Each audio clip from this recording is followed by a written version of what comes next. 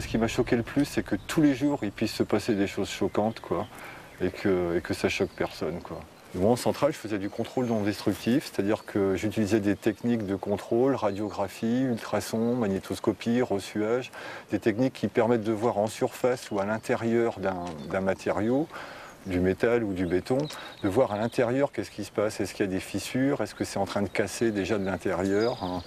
Christian was a subcontractor for more than 10 years until the French electric company EDF laid him off for having talked to journalists writing a report on the Chinon site. On te demande de travailler sur du matériel important pour la sûreté, mais on te demande en même temps de signer ton rapport rien à signaler et RAS, même s'il y a un défaut. Alors, moi, je peux en témoigner, ça m'est arrivé, quoi. On m'a demandé de signer RAS, on m'a mis la pression. Mais de la pression, ça veut dire quoi? Ça veut dire que je suis sur un chantier, je vais dans un endroit qui est à l'intérieur du bâtiment réacteur, dans la salle dite des 4 As, hein, là où il y a vraiment des grosses vannes, des gros robinets qui sont ouverts, qui sont pourris.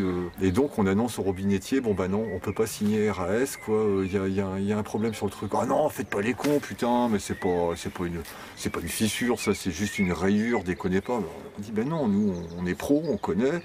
On ne peut pas dire si c'est une fissure ou une rayure, mais en tout cas l'indication elle est bien là, il y a bien un problème là-dedans, on ne peut pas signer RS, putain faites chier les mecs, il faut qu'on rentre, on va perdre une journée avec vos conneries, les chefs qui vont gueuler et tout, nous on est censé avoir fini à telle heure parce qu'on doit faire autre chose après, on n'a pas le matériel de remplacement, de toute façon vous savez bien, même si vous marquez qu'il y a une fissure, de toute façon on va nous le faire remonter quand même, le même robinet quoi. Ah bah non, pas sûr.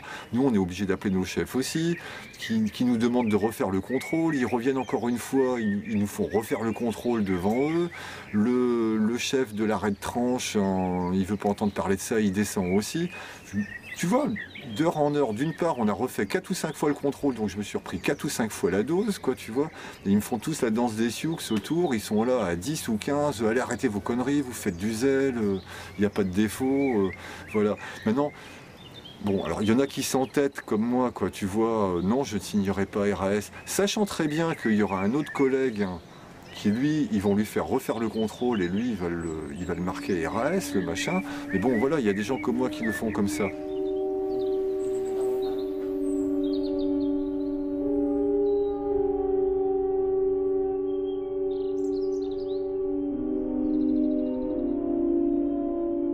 On est là dans quelque chose qui se généralise dans le système industriel, mais qui est particulièrement pernicieux pour toutes les industries à risque, et en particulier le nucléaire, c'est le fait, ce qu'on appelle les programmes d'assurance qualité, où ce qui compte, c'est la procédure, beaucoup plus que le travail effectif.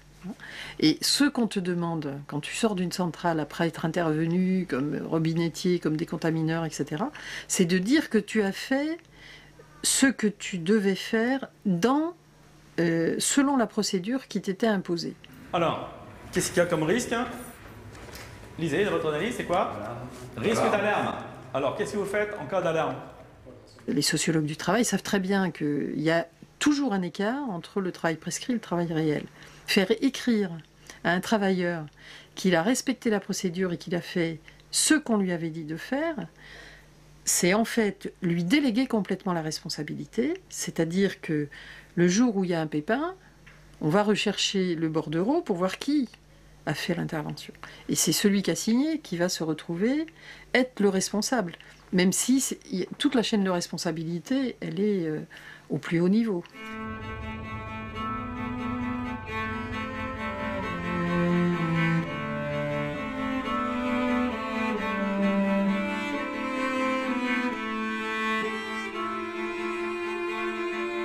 On dit aux gens, vous êtes dans une industrie à risque, dangereuse, donc il faut bien faire votre métier. Vous n'avez pas droit à l'erreur.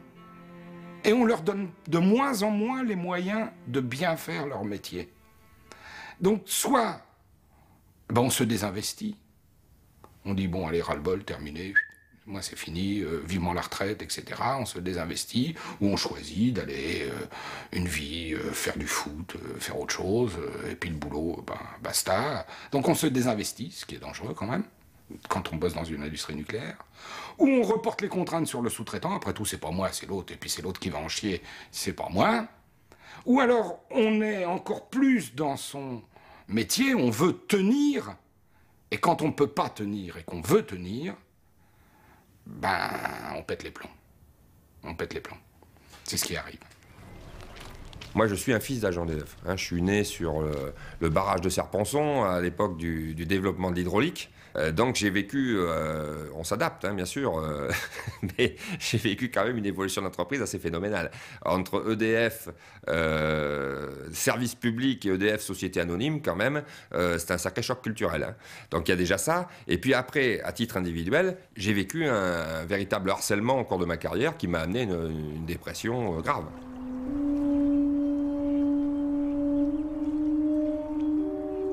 J'ai fait une tentative de suicide, je me suis jeté dans le Rhône attaché à une ancre. Donc c'était quand même quelque chose d'assez violent. Mais, par contre, je m'en suis sorti. Alors, parce qu'une fois au fond de l'eau, et bien tout d'un coup, j'ai eu le sursaut et je me suis dit, me romps pas.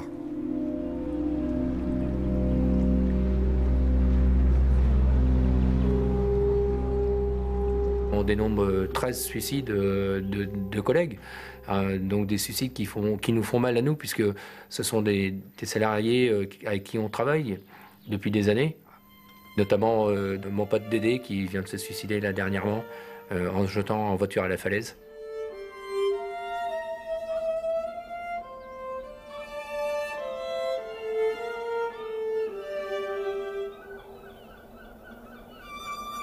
Il n'y a rien qui se transcrit dans le public de ce qui se passe dans les centrales. Les seules choses que le public sait, c'est que des gens comme moi et d'autres parlent, mais les autres qui souffrent dans le monde du travail ne parlent pas, eux. Parce que c'est quand même honteux de souffrir au travail et de ne pas pouvoir faire son travail correctement. Avant, il y avait un partage des choses. Quand un agent avait fait une erreur, il s'empressait de le dire et de dire « Oh, j'ai fait une erreur, comment on va régler le problème ?» Aujourd'hui, les gens étant gérés sous une forme de peur, sous une forme de management par la peur, le risque, c'est que les gens disent « Oh, moi, je ne prends pas de risque. » Le risque principal, c'est quoi? C'est pas le problème sur la population, c'est que moi, je sois sanctionné. Et à ce moment-là, qu'ils en arrivent à cacher les choses. Et là, c'est extrêmement grave. Depuis 10 ans, ça se dégrade. Oui, depuis 2002, ouais, je pense. Ouais. 2002, ça s'est bien accentué. On a fait quoi tous? Que si quelque chose fait évoluer le nucléaire en France, ça sera l'accident. Maintenant, on ne peut pas le souhaiter. Moi, je ne suis pas sûr, parce que demain, s'il y a un accident en France, on va mettre sur ta tête ou sur ma tête la responsabilité de l'accident. Mais ce n'est pas pour autant qu'on va changer la façon de faire ou la façon d'ignorer l'homme.